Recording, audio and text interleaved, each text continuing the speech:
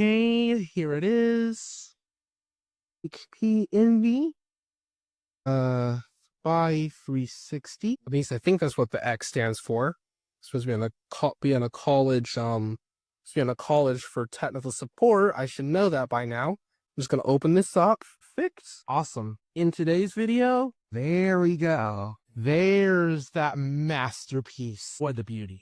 Yes, it's beautiful. All right, we have our standard 65-watt charger over here, base cable, and then the brick and braided Type-C connector. I'm gonna set that off to the side over here on my regular studio desk. Just set the box over here too. And then in here, there it is. The laptop itself is set that over there. Oh, it feels pretty nice too. Wow.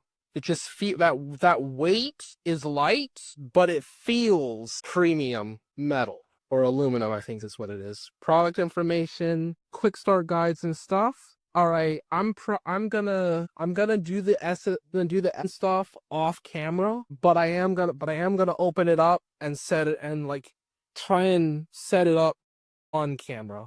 Here's the sound for just a second. You'll pull some of this off so I can get to it easier. All right, here we go. Voila. This thing is beautiful. 15th gen people. Like it up, people. Like it up. LOL. Hashtag like it up. I think we should start that trend. Let's start that. Can we get this video to 50? Can I get to 50? If I can pass the one-hand test, I'll be so happy. Hold up a second. See if I can get my finger up under here. It's kind of tight. Lid's heavy. Ooh, that's nice. Here we go. All right, here we go. I'm gonna carry this over here to my little desk over here so I can set it down in some proper lighting. Okay. All right, there's the power button. Just gonna power this bad boy on. Should have enough charge to power out. Well, one of the interesting things about the HP Envy that I just noticed is that most laptops, when you first open them up and power them on, they do come partially charged. Most of them do. Some do. There are some that do not, and this happens to be one of the ones that does not come partially charged for you to at least set it up. So I'm gonna grab my charger here, you guys, and I am going to open that up. I'm gonna charge it up and see if I can power this bad boy on and get it set up. 1 second, I'm gonna set my camera down right here so I can at least grab this. I'm just gonna rip that paper off of that. All right, here we go. All right, this is a pretty decently long cable, and it's a pretty decently sized brick. Look at that. I don't even think it's that heavy, actually. I don't think it's that heavy at all. It might not be that heavy. And this plastic cover for the ending base for the charging brick does come right off. I'm gonna have my camera on black right now because I'm currently trying to hook everything up and I don't have a tripod that can flex with me. So bear with me here because I'm gonna try and get this done, and then once I get this done, I'll turn the camera right back on so you guys can see what I'm doing here. Okay, there we go. I'll plug it in here. This thing has Type-C charging, and I think you charge it from the front, from the top. You might be able to charge it from either one. I'll test that later. There it goes. Powers right on up. Look at that backlight. This is my first time since using my dad's Surface Pro 4 that I've actually had a backlit keyboard in a long time. That's awesome. All right. And so this is really just the unboxing portion of the video. Later on, I'm gonna try and do a performance test in a later video, but this is just the unboxing and initial thoughts and setup. Yeah, hopefully I can get that out soon. Let's see. We'll give it just a moment. You can clearly see why. It literally says the moment. Okay, we're just gonna wait here. Right, it might take a little bit of a time here because it's this first boot, so it's pretty standard boot. One of the other things that I like about this laptop, and I do notice that this model for me isn't wobbling as much, although I do have it on some stuff, but the screen itself is not really wobbling a whole lot. It's perfectly fine. I'm just gonna use my fingers for this. I find it more appealing to use my fingers for this. I don't want to add a second keyboard layout. You guys do not need to see my Wi-Fi connection. I know it blurs it out automatically, but I'm going to turn it away from my keyboard so you guys can't see what I'm typing in. Go. I'm sorry if I'm an amateur. I know I only have 95 subscribers, so I'm still getting used to this. YouTube is sort of a new domain for me in a way, because I still have a lot to learn. So if you guys will please be patient with me a little bit, because I'm definitely trying here.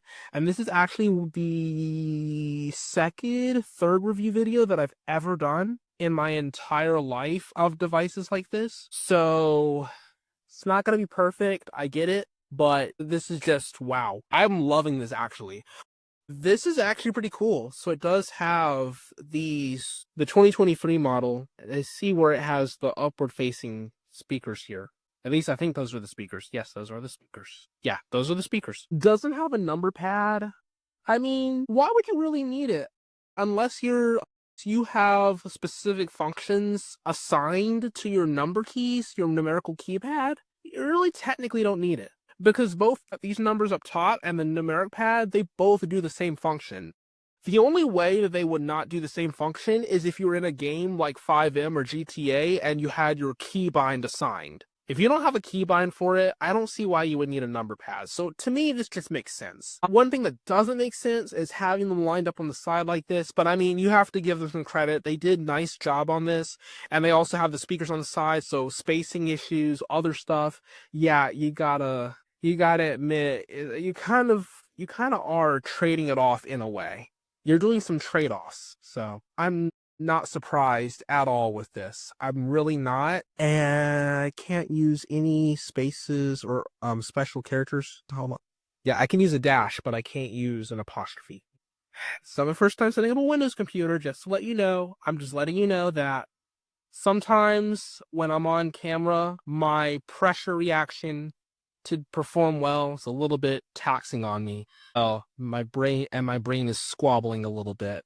All right, it's gonna start with that, and then we gotta wait for this loading process. It's gonna take a little while. And once we get past this next few steps, we should be inside the laptop, and we should be able to go. All right, so that's that. We took care of the naming process. It restarted so that we could do the name. I have to sign up or sign in. So turn my camera. Look, you type in my password, which nobody will ever get. Haha, evil laugh. Unless you're a hacker and you have my IP. By the way, if you have my IP, please get rid of it. Okay, I'm set it up as a new device. I don't want to take all this other stuff and do that. Yeah, I'll set it up for my face. So hold up. There you go.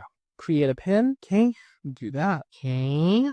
So what's up, you guys? Welcome to part 2 of my HP Envy laptop review. In part 1, the reason why I stopped abruptly and had to edit it into a transition is because I kind of caught part of my real name and information in the initial video, so I'm gonna have to kind of work with that for now. But you guys can see I'm all set up. I'm all logged in to the laptop. So this is what we're working with or looking at here in terms of memory and whatnot. And this model that I have is only 8 gigabytes of LPDDR5. GPU is 4 gigabytes of shared video memory. It's 5200 megahertz speed. However, sadly, because it's LPDDR5, that means that the configuration that you get with RAM, that's the configuration you're stuck with after you buy it, unless you decide to take it back, get your money back, and then get another one that has higher memory. But then it's worth it to get more memory, because you're only going to be paying like $40 to $60 more, I can guarantee you, for a unit like this. And one of the other things that I do like about this particular laptop is if you hold it up, which I'm having to hold my camera with one hand, so forgive me for that, and then you flip it over, it flips into tablet mode. But then you also have your presentation mode, which I like for playing games or watching movies, And you also have your tip mode, which your tip mode is a little bit more questionable, at least in my opinion, because if you knock it any kind of way and you're not careful with it, you'll just knock it right over because the weight distribution is different in tip mode than it is in presentation mode. This is presentation mode, by the way, and tip mode is basically the same thing. The only difference is that rather than the base being flat on the table, the both the display and the base are at a diagonal angle in kind of like an upside down V shape. And now you can see my concern as to why, or you can at least hear my concern as to why that will be problematic for somebody like me who has a tendency to knock things over, and you could actually damage your laptop doing that. If you do use an intent mode, I will be cautious of that. Why am I opening up my Gmail? I don't even know why I'm doing that. Forgive me for that. I did not know why I was opening up my Gmail.